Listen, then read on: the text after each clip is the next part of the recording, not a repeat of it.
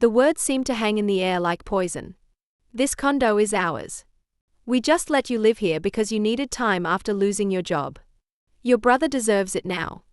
My vision narrowed to a pinpoint as my mother's voice echoed through my living room, while she gestured to the real estate agent standing beside her.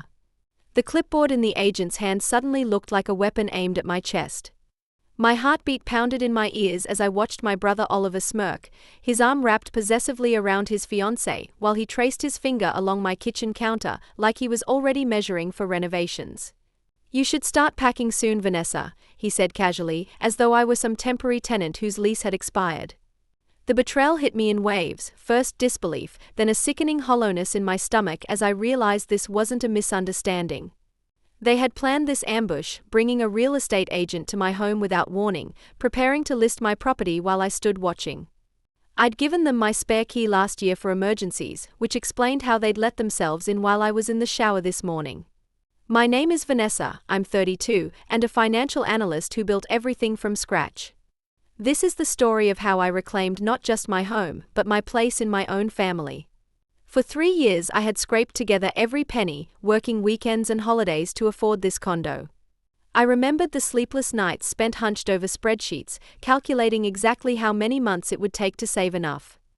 The pride I felt signing those mortgage papers alone, proving to myself that I could stand on my own 2 feet after the layoff that my family had treated as confirmation of my failure. You're kidding, right? I forced a laugh that sounded hollow even to my own ears. This is my condo. Mother's face hardened, her expression shifting from false sympathy to something colder. No, Vanessa. Honestly, without us, you'd still be struggling.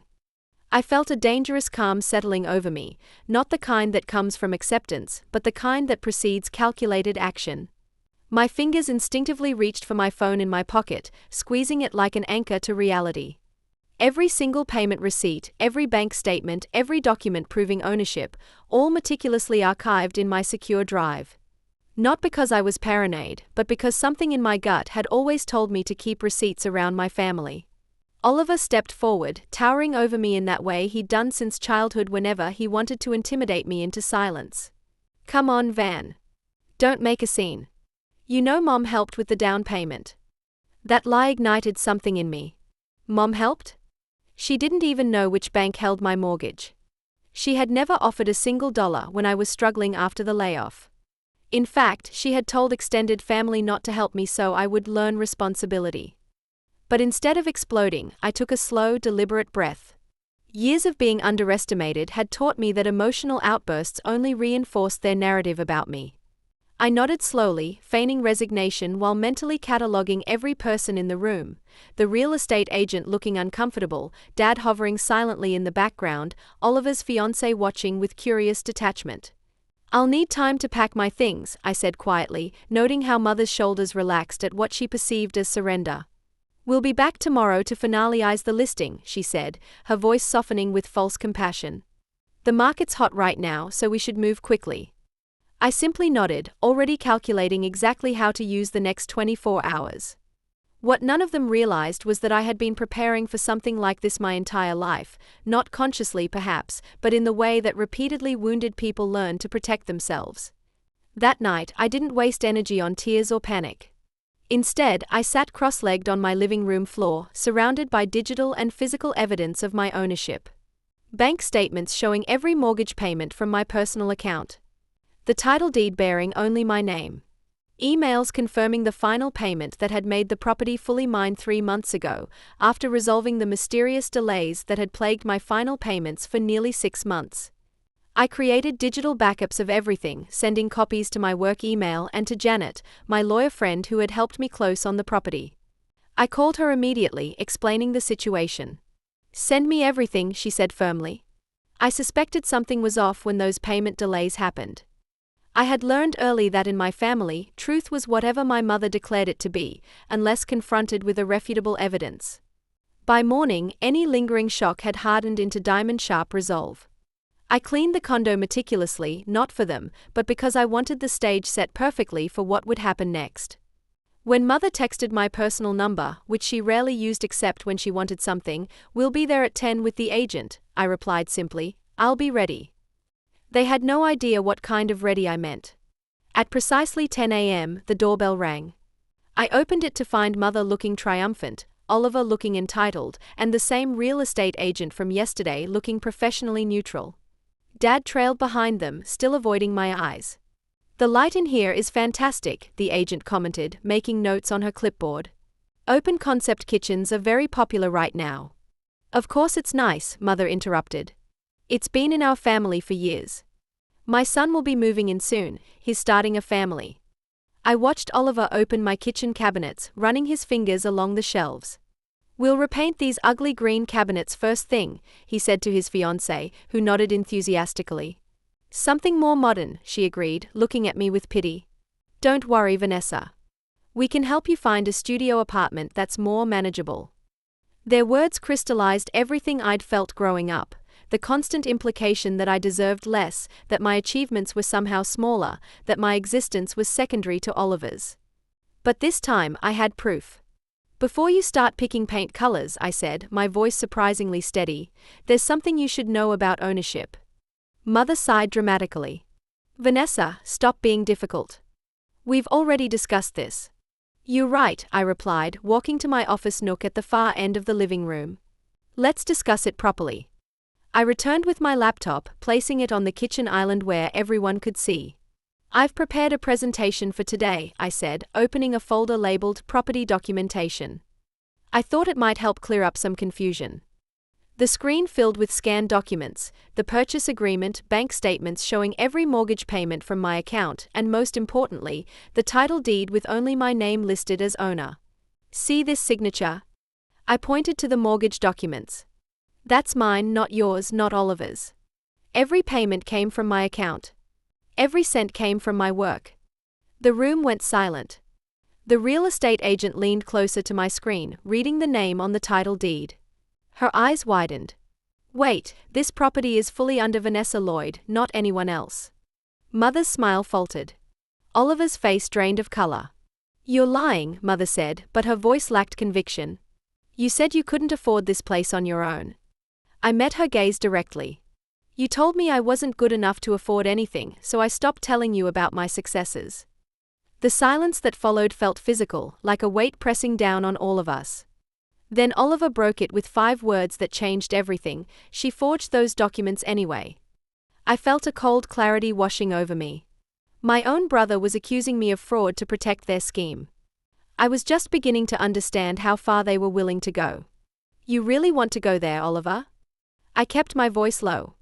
"You want to accuse me of fraud in front of a licensed real estate agent?" He crossed his arms defensively. "You think anyone's going to believe you over us? Mom literally helped you after you lost your job. She told everyone how she covered your rent for months." Mother nodded quickly. "Exactly. Without us, you'd still be struggling. You owe this family." The real estate agent shifted uncomfortably. "Perhaps we should reschedule this appointment." "No," I said firmly. "Let's settle this right now." I opened another folder on my laptop labeled Payment History. Inside were chronological screenshots of every mortgage payment from my account, all clearly addressed to my bank, all tied specifically to this condo. Then I pulled up the final statement from my loan officer, confirming that I had paid off the property entirely last quarter. "If you covered my rent," I said, looking directly at Oliver, "why does every payment come from my personal checking account? Why are the loan and insurance in my name only?" Mother's lips tightened into a thin line. Oliver's fiancée whispered, "Oliver, maybe we should just go." But Oliver stepped closer to me, using his height as intimidation. "You're lying. You used Dad's credit for this place. That's his name on the paperwork somewhere." I turned to Dad, who had remained silent throughout. "Want to clear this up, Dad?" His eyes darted nervously between Mother and me. "Vanessa, I think you should let this go. It's not worth fighting over." That silence told me everything I needed to know. I took a deep breath. "So you did try something, didn't you?" Mother's face hardened. "Watch your tone. You had no idea I found the emails between you and the bank," I continued, watching their expressions carefully. "The ones where you tried to transfer the ownership using a forged signature of mine. I discovered them last month when my mortgage officer called to verify a transfer request I never made." The color drained from Mother's face. Oliver's confident stance faltered. The agent froze, her eyes darting between us. Wait, she said slowly. Are you saying they tried to illegally change the ownership? I nodded. Exactly. And that's why I have digital backups of everything, including the email chain from when the transfer attempt failed. My lawyer already has copies. The room fell silent again, this time with a palpable tension. Mother opened her mouth to speak, but Oliver cut her off. You're bluffing, he said, though his voice lacked conviction. If that was true, we'd have heard from someone by now. Oh, you will, I replied calmly. Tomorrow morning you'll get a call, not from the bank but from my lawyer. Oliver's fiancée gasped. Vanessa, you're suing them? I kept my eyes on Mother, who was gripping her purse like it contained a lifeline. You wanted my condo so badly? Fine. Let's see how much it costs you in court fees. Mother's face contorted with rage. She stormed toward the front door but turned back with venomous precision just before leaving. You think you've won, Vanessa? You don't even know what your brother did behind your back. The door slammed behind her, but her words hung in the air. Oliver stood frozen, his expression suddenly guarded. What does she mean by that? I demanded. Oliver's jaw tightened. Don't worry about it. No, tell me. What did you do, Oliver? He laughed nervously. You're so paranoid, Vanessa. Always playing the victim. But his eyes told a different story, darting everywhere but at me. I folded my arms across my chest. You might have fooled Mom and Dad, but you've never been a good liar. His fiancée finally broke the silence. Oliver, just tell her. She'll find out anyway. Stay out of this, Rachel, he snapped. Tell me what? I insisted, stepping closer. Oliver sighed, rubbing the back of his neck. Fine. Remember when your final loan payment got delayed for months? You thought it was the bank's error. Yes, I said slowly, a cold feeling spreading through my chest. That was me, he admitted with a hint of pride. I used my connections at the bank to freeze your account. You weren't supposed to get approved that fast. My college roommate works in loan processing there, he owed me a favor. For a moment I couldn't speak. The months of stress, the endless phone calls to the bank, the fear that I might lose everything I'd worked for, all deliberately caused by my own brother. You sabotaged my loan? My voice was barely audible. He shrugged casually. I just wanted the place. You were wasting it on yourself. You don't even have a family. The callousness of his statement struck me like a physical blow. You tried to ruin me just to take my home. It's not personal, Van, he said with a smirk. You always made everything about you. I'm the one who deserved the good life, not you. In that moment, I realized this wasn't just jealousy. My brother genuinely believed he was entitled to destroy what I had built. But what he didn't know was that I wasn't alone in this fight anymore. I took out my phone and typed a single text message to my friend Megan, who was waiting in my bedroom. Play the recording now. Oliver frowned. What recording? Before I could answer, my condo's Bluetooth speaker activated. A crystal-clear recording filled the room, Oliver and Mother's voices from 2 days earlier. Once she signs it, I'll tell the bank it was a family transfer, Oliver's recorded voice said. She'll never know until it's done. Oliver's face went pale. You recorded us? I left my phone recording when I went to pick up my mail last week, I explained calmly. After noticing you and Mom hanging around my hallway when you thought I wasn't home, I suspected something was up. I hid my phone behind the plant stand before stepping out. The real estate agent's eyes widened. That's evidence of fraud. Oliver lunged for my phone, but I stepped back quickly. Touch me, and this recording goes straight to the police. He froze, finally understanding the corner he'd backed himself into. My phone buzzed with a new message from my lawyer. I read it and couldn't help but smile. Perfect timing, I said. My lawyer just confirmed that the legal notice has been delivered. Legal notice? Oliver's voice cracked. You and Mom are officially being investigated for attempted property fraud and identity theft. Rachel gasped. Oh my God, Oliver.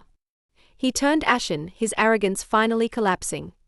But before I could even process this small victory, another message from my lawyer appeared on my screen.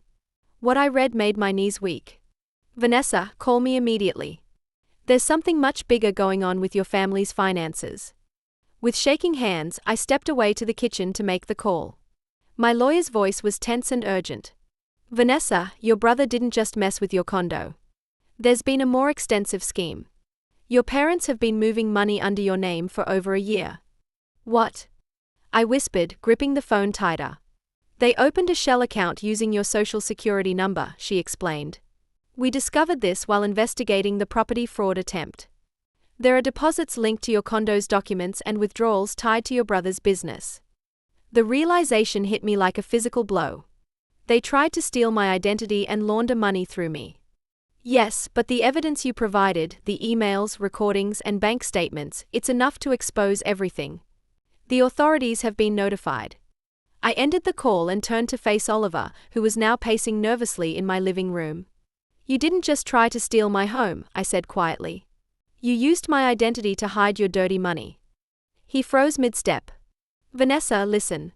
No, you listen, I interrupted, my voice shaking but strong. For years, you called me weak, useless, a failure. You told me I'd never make it, and now you'll be the one answering to the police. As if on cue, a knock came at the door. 2 officers stepped in, badges visible. My lawyer had called them as soon as she discovered the extent of the fraud. Vanessa Lloyd. One asked.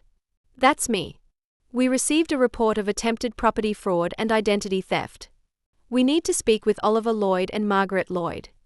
Oliver's face turned ghostly white.